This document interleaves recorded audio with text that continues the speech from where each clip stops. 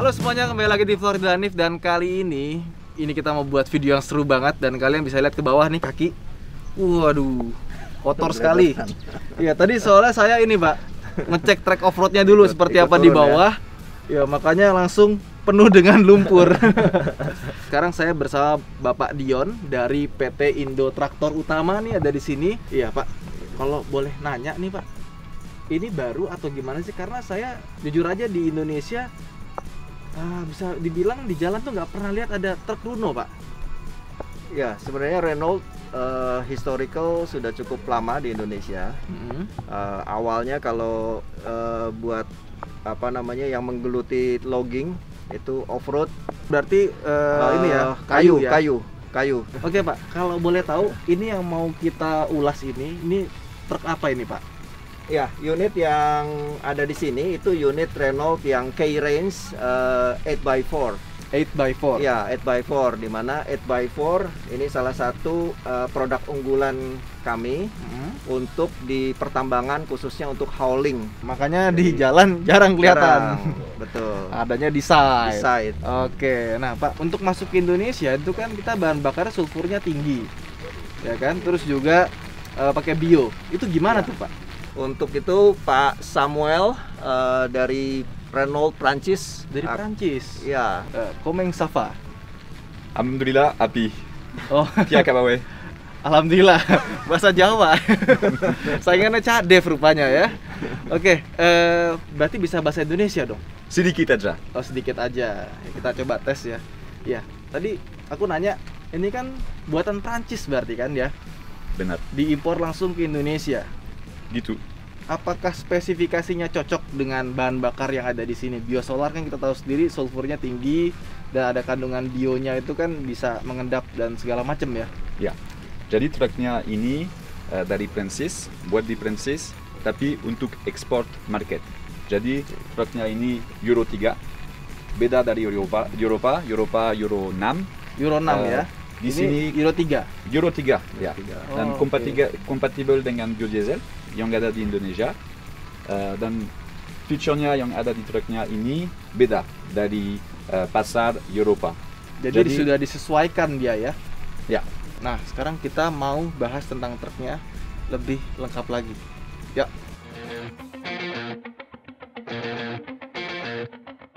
Oke, sekarang saya sama Pak Teguh ya mau bahas truk ini lebih lanjut. Bisa kita lihat ini truk tinggi sekali. Ini tingginya berapa, Pak? Sekitar 4 meter, kalau dengan baknya 4,1. 4 meter ya? Ya. Gila, itu 177 cm jadi terasa kecil tuh. Nah, terus ini DXi 13 itu artinya apa? DXi 13 berarti itu mesin diesel injection 13.000 cc atau 13 liter 13 displacementnya. liter ya. Ya. K460 adalah tipenya. Ya. Range 460 HP. benar. Oke, nah ini yang membuat truk ini spesial. Kenapa bisa dipakai off-road tuh kenapa Pak? Oke, pertama adalah truk ini kita desain untuk off-road. Kami desain sesuai dengan pasar di Indonesia, sesuai dengan kondisi medan di Indonesia. Kita punya steel bumper, Ini besi ya? besi. Oh, iya. Bahkan Flat. sampai lampunya aja dikasih ini lagi nih, cage Protektor, lagi ya, protektor ini untuk melindungi supaya kaca ini nggak gampang pecah. Kita juga menggunakan lampu halogen, jadi ini lebih robust dibandingkan dengan lampu yang LED proyektor atau LED. di beam ya. High ground clearance, kemudian Ya, ini tinggi banget loh. wah lumayan, Ground clearance ya tuh, lihat tuh. sekitar 90 cm. Kita punya approach angle paling gede 32 derajat. Oke. Tapi untuk membantu driver kami punya ini. Oh, aduh. Bisa berdiri di sini nih untuk mengakses ini. Berarti bisa naik nih, Pak. Boleh, silahkan. Coba ya. Ini naik ke sini. Ini bisa dipegang? Bisa pegang. Bisa ya. Pegang sini. Terus pegang atasnya. Atasnya. Ini yang sini bisa diinjak lagi, Pak. Mau naik silahkan. Ini diinjak. Oke. Naik satu lagi juga boleh. Nah, terus buat apa, Pak? Kalau Bersihin kaca. Oh, ini buat bersihin Ya. kaca ya? Oh. Mengganti wiper, Pak. Kemudian kalau kita ingin melihat bagian depan, nah, Wow. ini biasanya setiap hari, maaf, aduh licin ya. Ini adalah tugas driver untuk melihat air radiator. Oke. Ini masih penuh atau enggak. Kemudian ada kebocoran atau enggak. Terus ini ada shock breaker ini apa, Pak? Ini adalah suspensi cabin. Karena unit ini kita rancang robust.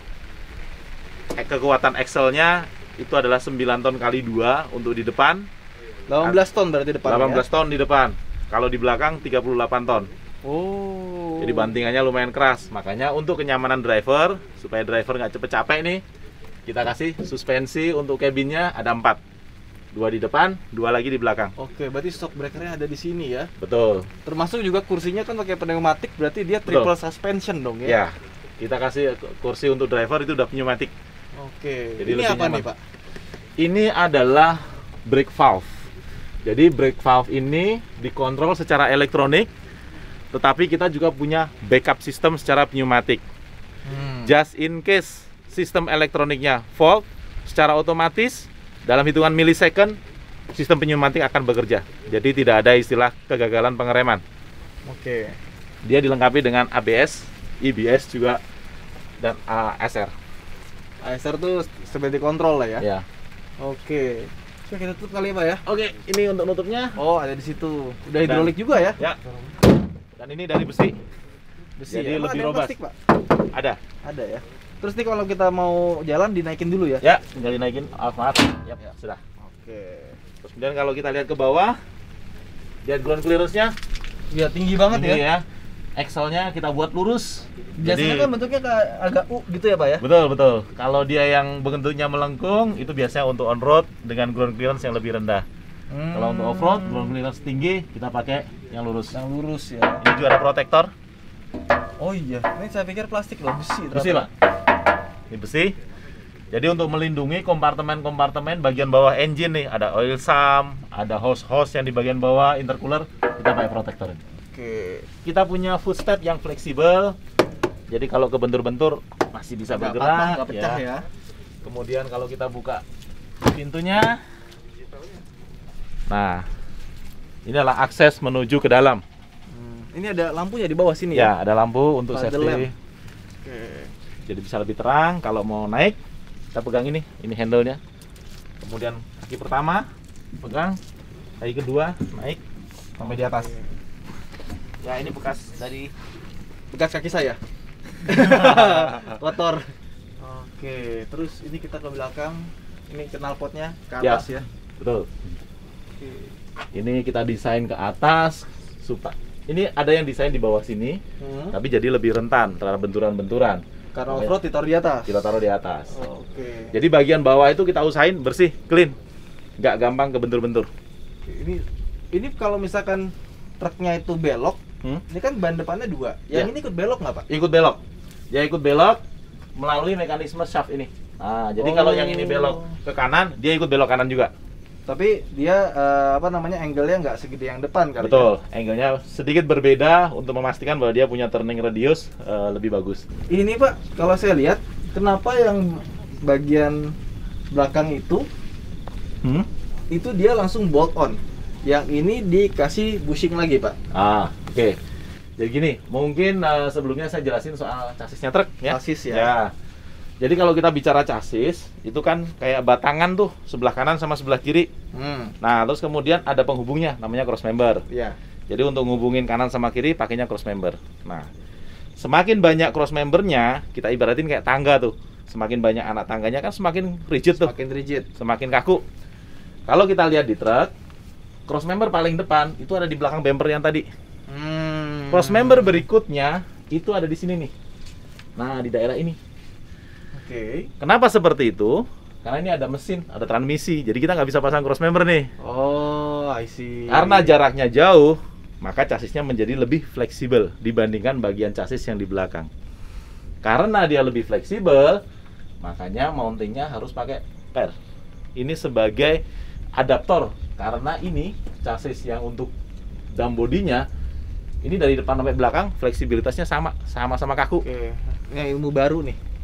Oke, jadi yang belakang itu nggak perlu, yang ini perlu ya? Ya, karena yang belakang cross membernya deket-deketan, jadi dia lebih kaku nih. Karena dia lebih kaku, ini kan juga kaku nih. Apa yang terjadi Pak kalau misalkan kita bikin fix?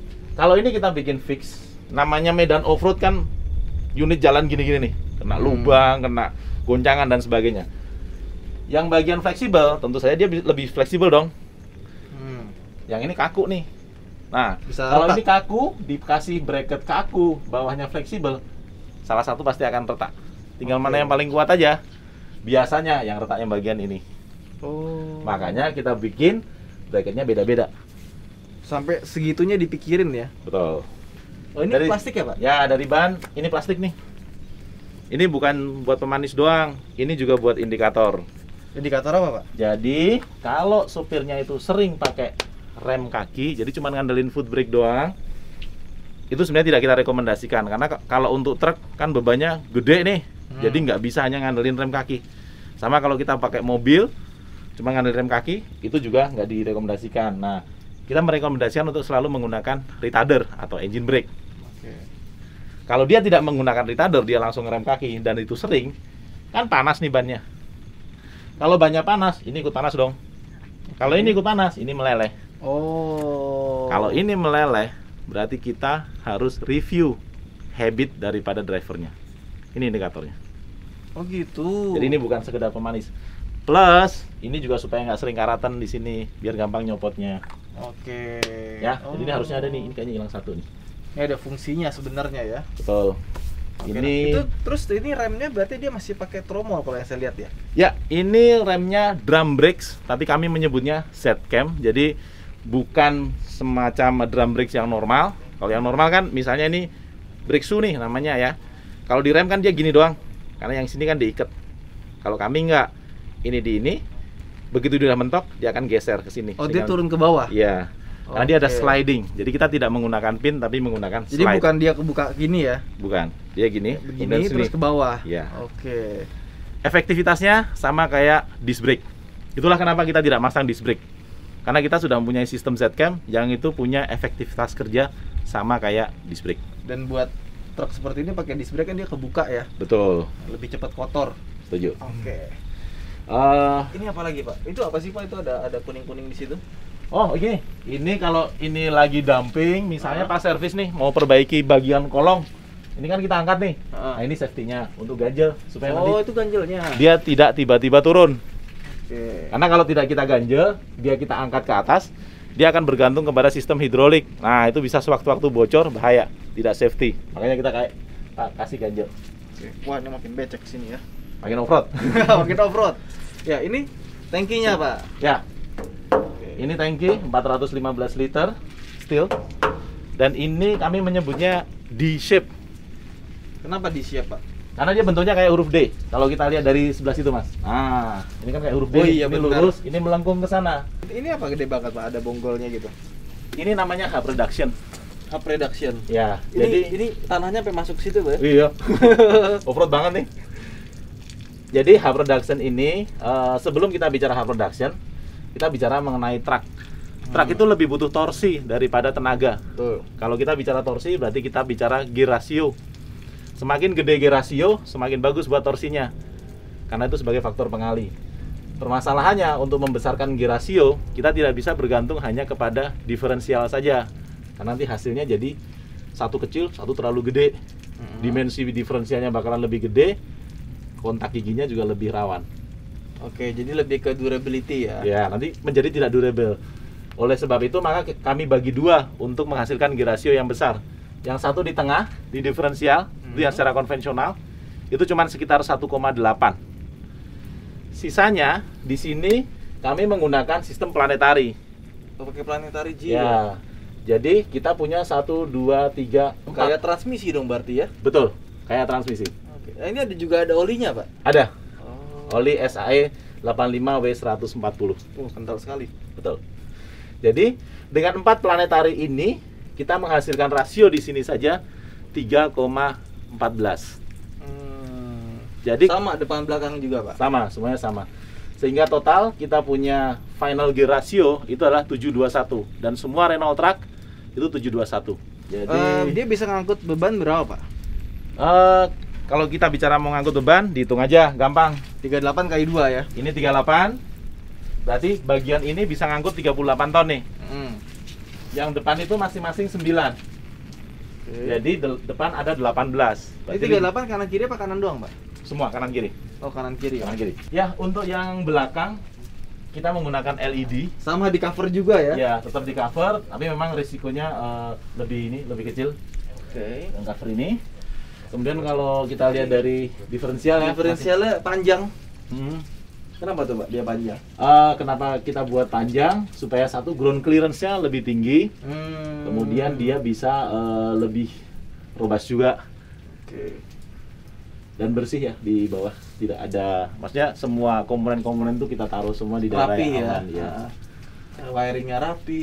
Terus nih kalau saya lihat ini sasisnya tuh double ya Pak ya dia. Ya, kami satu-satunya yang menggunakan chassis double dari ujung belakang sini sampai ujung depan sana yang di bumper tadi. Jadi bisa imbang antara kekuatan dan fleksibilitas. Karena kalau kita bicara tracking itu harus ketemu titik balance-nya.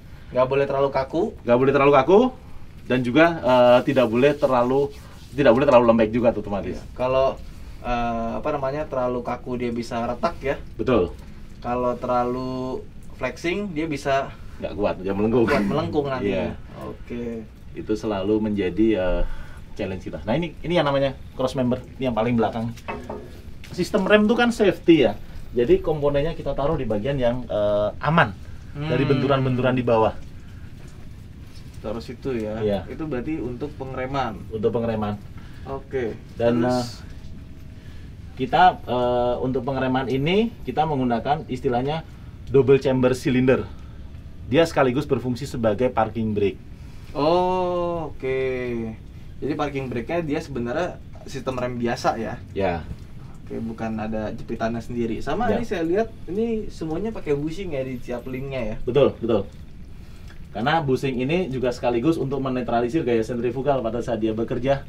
Seperti ini adalah rear stabilizer, memastikan bahwa chassis di posisi yang linear pada saat kondisi jalan yang berubah-ubah. Jadi truk itu emang kelihatannya dari luar itu kelihatannya biasa aja, tapi pas masuk ke engineeringnya tuh ada banyak sekali ya Pak ya. Lumayan. Heeh. Canggih sekali sebenarnya ya. Oke. Ini buat anginnya Pak ya, pneumatiknya ya, sistem. Ya, di dalamnya ini mungkin sebelum angin di dalamnya ini baterai box. Oh, aki. Aki, ini aki. Oh, akinya ini, dirapiin ini main ya. switch. Akinya mereknya Runo juga ya. Oke. Ya, ini aki kita total ini 24 volt. Masing-masing 170 ampere hour. Ini main switch-nya. Terus kemudian tadi Mas Ridwan bilang tentang sistem angin. Nah, ini adalah tangki-tangkinya nih. Ini satu ada gambar sini buat rem depan berarti ya. Betul, ini buat rem depan. Ini rem belakang. Betul. Rem belakangnya dua dia Iya. ya. Oke. Kenapa rem belakangnya dua? Biasanya kan beban pengereman tuh di depan paling besar. Betul. Kenapa kita menggunakan rem belakang 2? Karena kalau dalam sistem pengereman kita, primary kita tuh ada di belakang. Karena ini yang bertumpu dengan beban. Ya. Oke, ini apa Pak yang di sini Pak? Ini namanya APM. APM. Ini untuk sistem kontrol untuk angin, untuk membagi. Jadi kalau di dalam truk, sistem angin tuh kita bagi menjadi 1 sirkuit rem depan, 2 sirkuit rem belakang, 3 sirkuit rem tangan, dan yang keempat aksesoris untuk transmisi, untuk klakson. Nah, semuanya diatur sama APM ini. Oke. Nah, Ya. pertanyaannya Pak, ini kan pakai electronic parking brake. Betul. Apa aman Pak? Ya, electronic parking brake itu sebagai command sistemnya aja. Tapi Oke. eksekutor di ban, masing-masing ban itu kita menggunakan spring brake.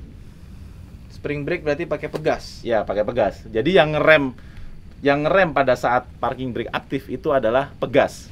Oke. Itu kekuatannya sekitar 5,5 bar. Pegasnya itu. Oh, jadi pegasnya itu yang neken keluar.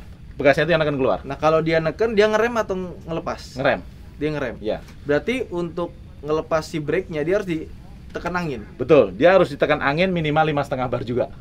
Oh, jadi intinya adalah kalau misalkan tekanan anginnya hilang, dia justru malah ngerem dong. Dia justru malah ngerem. Oh, oke.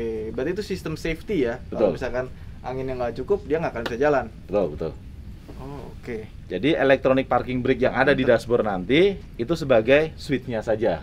Dari situ nanti dia akan mengaktifkan solenoid secara elektronik. Dari solenoid baru kita mengaktifkan secara pneumatik. Berarti dia remnya ada double dong, Pak. Ada double.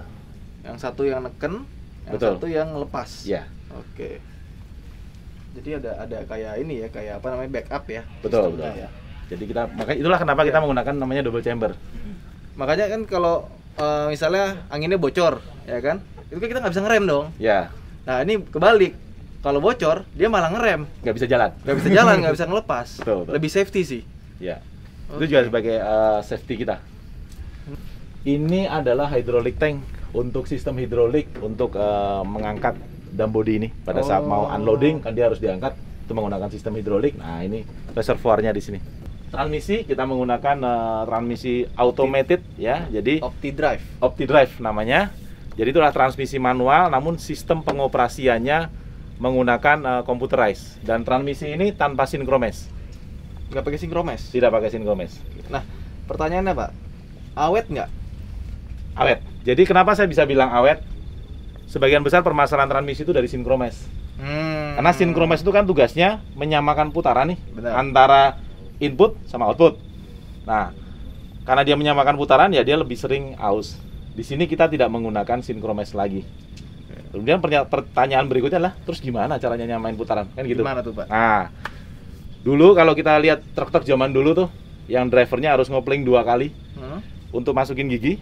Sebenarnya apa yang mereka lakukan? Mereka menyesuaikan antara RPM dengan kecepatan. Kalau ini sudah pas, dia kopling sekali, dia rilis. Udah pasin lagi, kopling sekali lagi, baru dia masuk.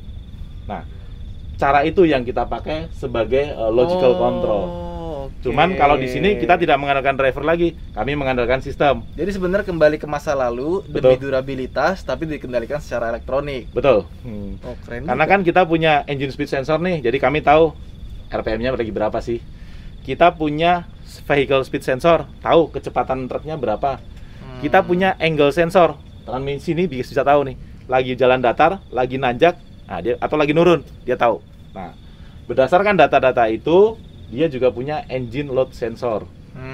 Dia tahu nih, lagi muatan berat, lagi muatan enteng dan sebagainya. Nah, berdasarkan data itu, maka dia akan memutuskan mau pakai gigi yang berapa. Terus gimana cara menyamakan putaran tadi?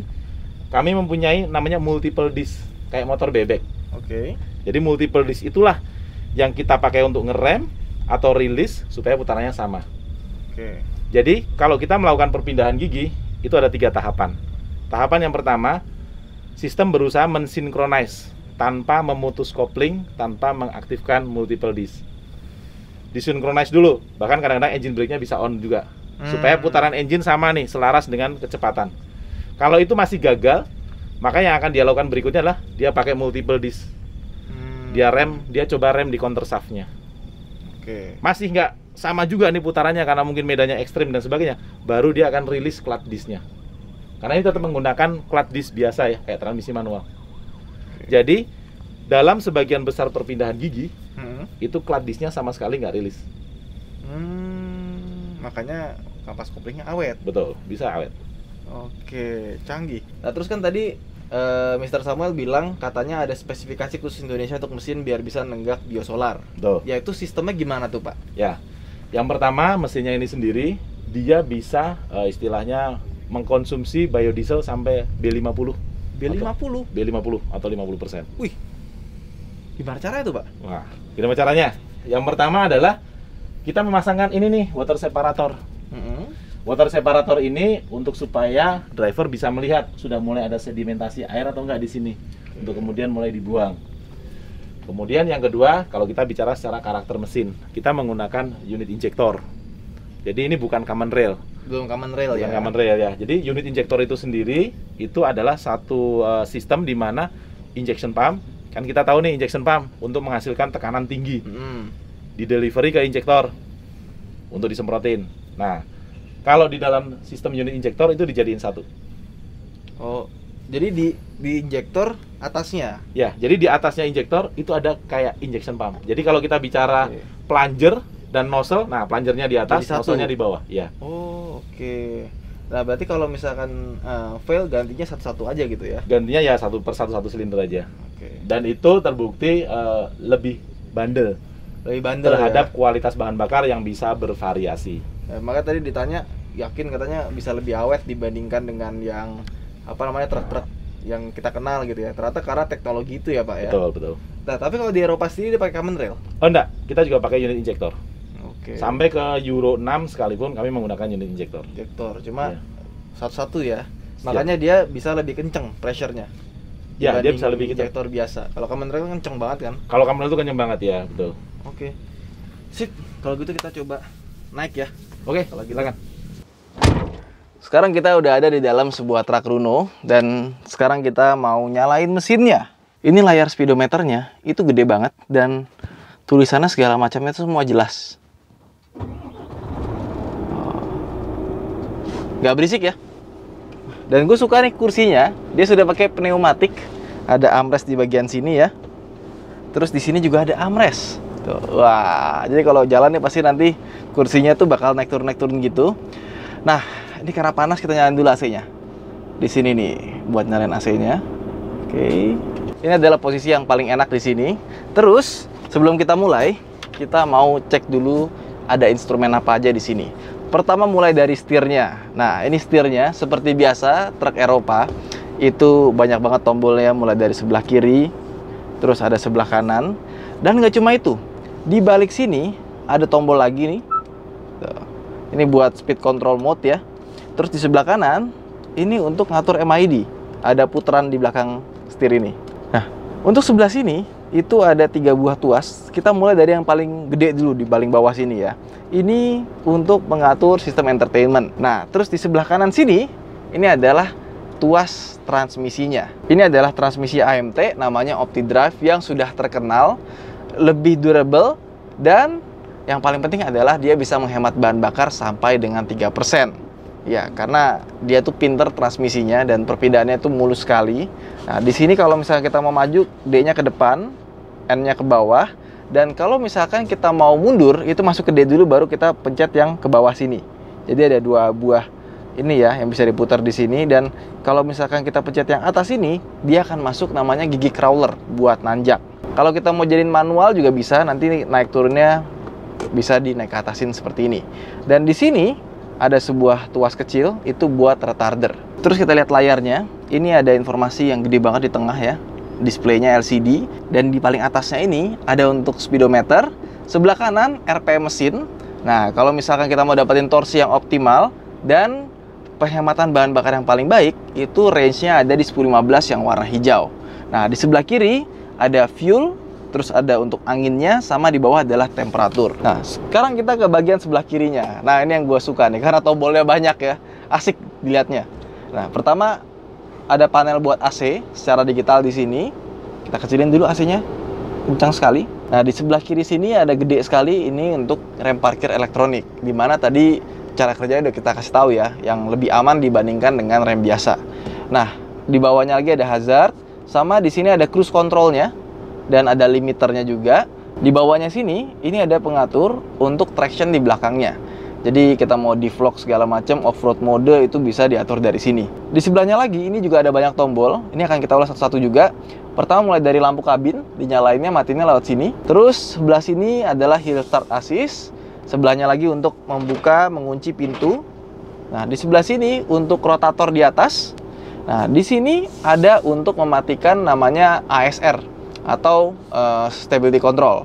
Nah, di sebelahnya lagi adalah untuk mematikan retarder. Ada sana retarder off. Di bawahnya sini ini ada tombol untuk mengunci ke gigi 1. Jadi kalau kita tahan lama, nanti tulisannya ada tulisan 1 low. Oke. Sebelahnya ini adalah apa ya? Kayak untuk cruise control tapi untuk RPM mesin. Jadi kalau kita aktifkan di sini, nanti mesin akan terjaga di RPM yang kita inginkan. Kalau mau ditambahin tinggal dipencet atas atau bawah, atau kalau kita mau naikin langsung bisa pencet R di sini. Dia akan naik di sini ke 900 RPM. Oke. Terus di sebelah sini ada tombol untuk mengaktifkan kayak klakson tapi buat mundur, buat bunyi-bunyiannya. Ya, jadi ini fungsinya banyak banget. Nah, di sebelah kiri sini ada ventilasi AC sama ini untuk ngebuka dump truknya buat naikin. Di bawahnya lagi ada untuk lighter sama charging 12 volt, kurang lebih seperti itu. Nah, untuk mendapatkan posisi mengemudi yang nyaman di truk ini juga gampang banget ya. Karena pertama di sini ini kita bisa maju mundurin, ya kan?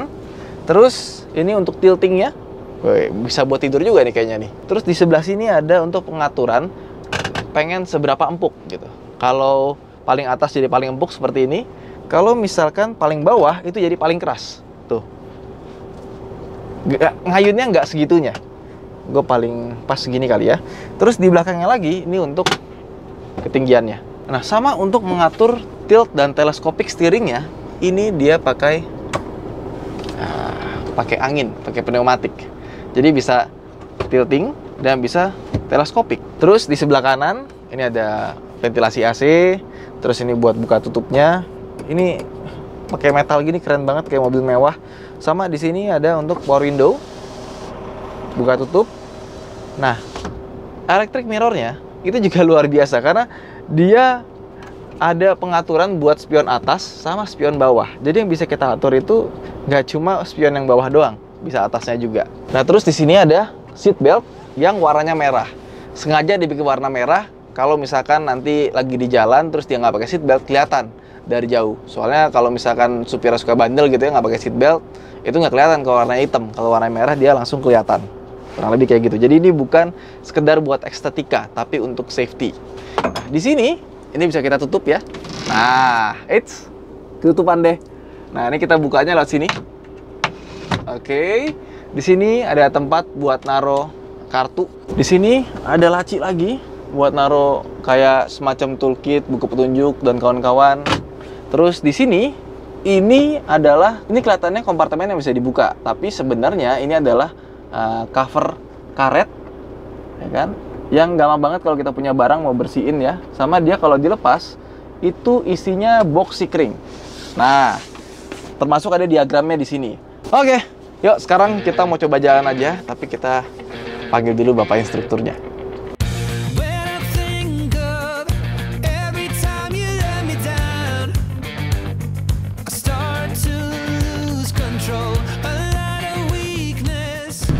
Wah, DC kita. Waduh, berasa ya DC goyang.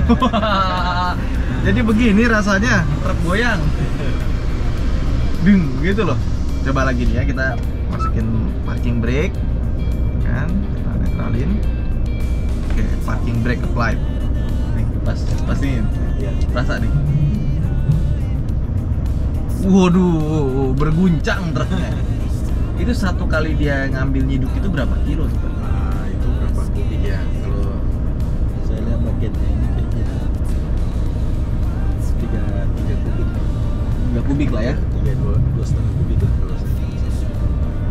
Wah, goyang dompet ini.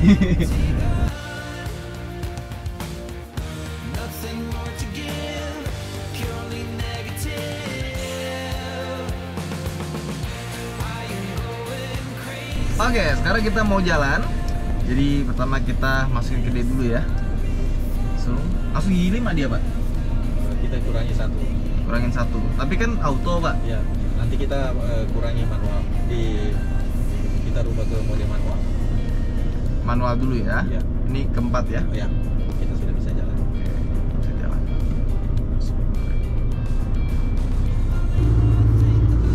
Oke.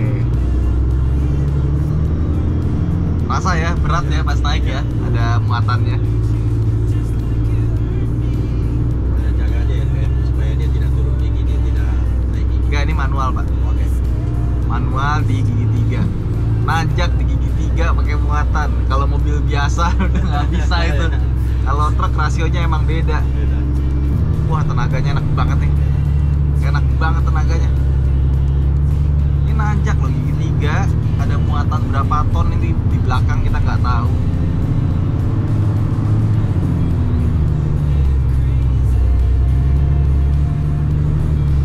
Wah, seru ya.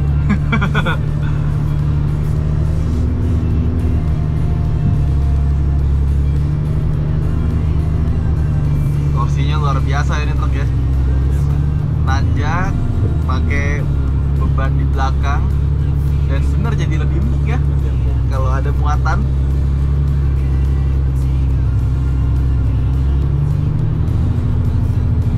Wah. Muatan torsi.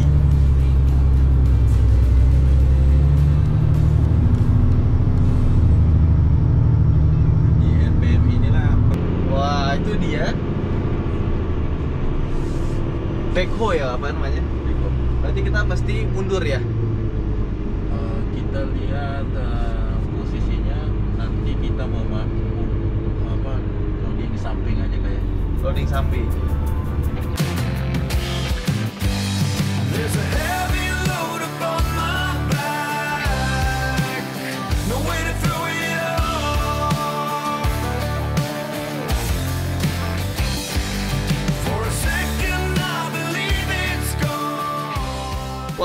luar biasa ya. Ternyata wah, jadi supir truk itu Nggak mudah.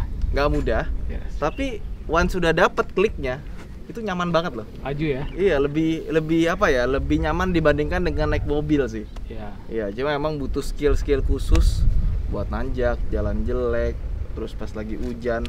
By the way, Pak, ini tadi kan udah ikut training segala macem. Ini truk emang luar biasa. Tapi sebenarnya yang dijual sama PT Indo Traktor Utama itu nggak cuma sekedar truk kan, Pak ya? Ya. Gimana tuh maksudnya, Pak? Jadi gini, secara teknikal kan tadi udah terasa ya kualitasnya. Nah, di dalam sebuah proyek tambang khususnya, unit bagus itu bukan segalanya. Oke. Selanjutnya adalah bicara after sales.